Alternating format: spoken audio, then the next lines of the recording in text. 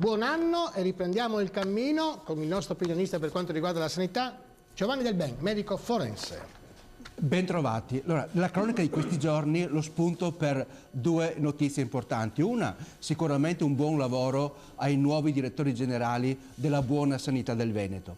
Poi, sempre grazie al Consiglio regionale del Veneto, che hanno approvato con un solo voto contrario una norma che non consente la realizzazione di nuovi termovalorizzatori per i rifiuti. Quindi ogni tanto è bello sentirsi ascoltati dalla politica, qui di tutti i colori, perché il voto era pressoché unanime. Speriamo che anche i prossimi programmi del Friuli Venezia Giulia portino le stesse conclusioni. Però parlando di inceneritori ed essendo anche i primi dell'anno, necessariamente stiamo parlando dei nostri falò, dei nostri panevin o casere, come vogliamo chiamarli, che era una bella occasione, speriamo che ancora continui, dove ci si trovava intorno con un po' di brulè, un po' di pinza, un po' se raccontava, un po' si facevano qualche battute e un po' si facevano dei presagi. Ora, un po' per tradizione, direttore, anche noi qualche battuta che dice: se il fum andrà verso i monti, col taccuin teniamose pronti.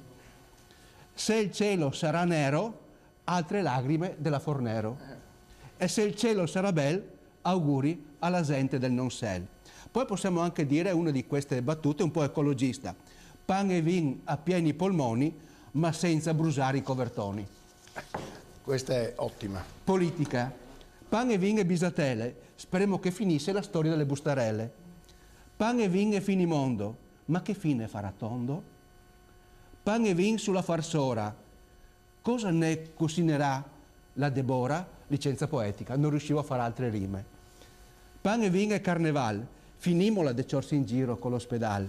In italiano: pane e vino e ospedale, il posto giusto in via Montereale. Pan e vin a Nova Preson, l'avemo avua ancora sul Comedon. Gomito italiano. Sì. Pane e vin e complimenti. Grazie e bravo a Daniele Molmenti. Me par di averle dita tutte nei 2 minuti.